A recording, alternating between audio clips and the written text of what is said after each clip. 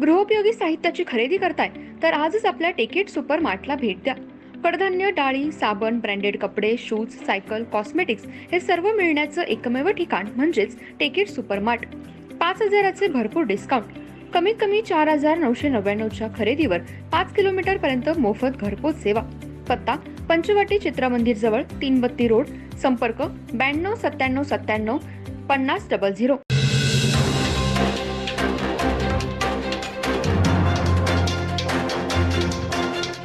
नमस्कार, मी तेजस्विनी मगदूम. एम मराठीमध्ये आपल्या सर्वांचं स्वागत आहे. पाहूया ठळक घडामोडी.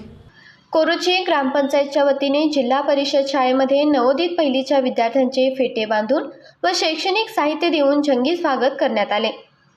कोरोची ग्रामपंचायतच्या वतीने आज शनिवार 15 जून 2024 रोजी शाळेच्या पहिल्या दिवशी जिल्हा परिषद कुमार व कन्या विद्या मंदिर आणि लोकमान्य नगर विद्या मंदिर येथे नवोदित पहिलीच्या विद्यार्थ्यांचे फेटे बांधून व शैक्षणिक साहित्य सरपंच डॉक्टर संतोष भोरे व उपसरपंच सौ पूजा टेळे यांच्या हस्ते देऊन जंगी स्वागत करण्यात आले. यावेळी बोलताना सरपंच डॉक्टर संतोष भोरे म्हणाले, गावातील सर्व पालकांनी प्रायव्हेट शाळेमध्ये न घालता आपल्या मुलांना जिल्हा परिषद शाळेमध्ये शिक्षणासाठी पाठवून द्यावे. या ठिकाणी सर्व प्रकारच्या स्पर्धा परीक्षेचे मार्गदर्शन दिले जाणार आहे. तसेच सर्व शाळांवर ग्रामपंचायतीची नजर असणार आहे. तरी सर्वांनी आपल्या मुलांना शाळेत पाठवावे असे आवाहन करण्यात आले. तसेच इतर गावातील शाळांनी ग्रामपंचायतला निवेदन देऊन ग्रामपंचायतच्या वतीने शैक्षणिक साहित्य व विद्यार्थ्यांच्या स्वागतासाठी आमंत्रित केले आहे. पण कोरोची गावातील शाळांनी ग्रामपंचायतला कोणतेच निमंत्रण दिले नाही. तरीसुद्धा सरपंच डॉक्टर संतोष भोरे यांनी व सर्व ग्रामपंचायत सदस्यांनी मासिक मीटिंगमध्ये विद्यार्थ्यांचे शैक्षणिक साहित्य व स्वागतासाठी प्रस्ताव मंजूर करून त्यानुसार नियोजनबद्ध जंगी स्वागत करण्यात आले. त्याबद्दल विद्यार्थी व पालक यांच्यातून आभार व अभिनंदनाचा वर्षाव होत आहे. यावेळी लोकमान्य नगर शाळेचे मुख्याध्यापक बाबासाहेब डोळे, गावबाग जिल्हा परिषद शाळेचे मुख्याध्यापक यशवंत भोकरे, सदाशिव संकपाळ आणि हातकणंगले तालुका शालेय पोषण अधिकारी प्रकाश नलवडे यांचा प्रमुख पाहुण्यांच्या हस्ते पुष्पगुच्छ देऊन सत्कार करण्यात आला.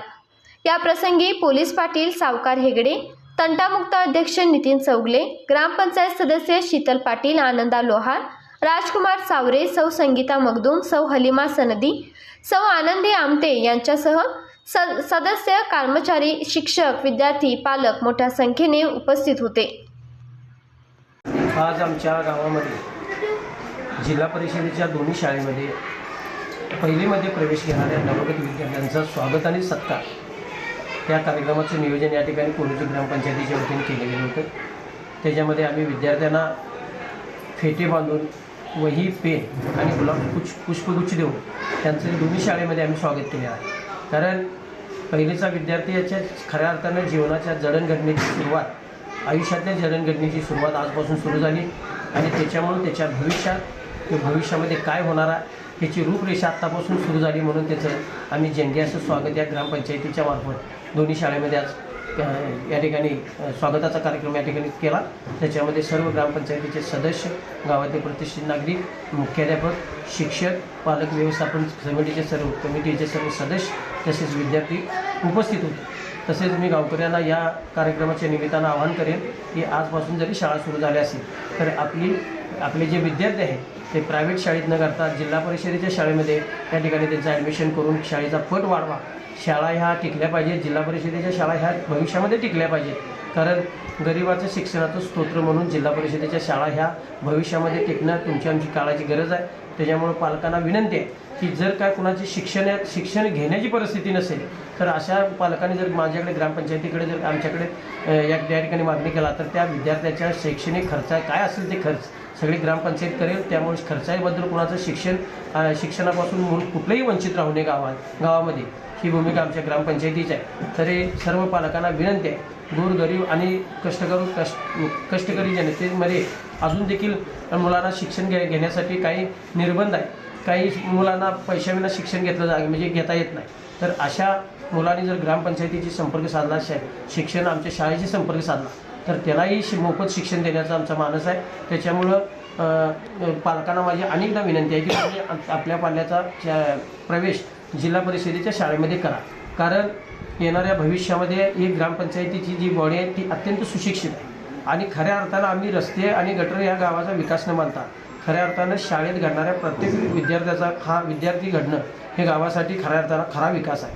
त्याच्यामुळं ह्या शिक्षण विभागावरती आमचा इथून पुढं सगळा अंकुश असणार आहे.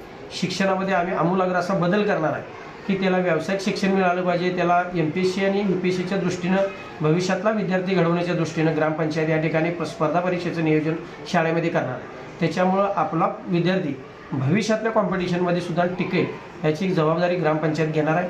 त्याच्यामुळं परत एकदा ह्या सगळ्या विद्यार्थ्यांचे मी मनापासून स्वागत करतो. शिक्षकांचंही मनापासून अभिनंदन करतो.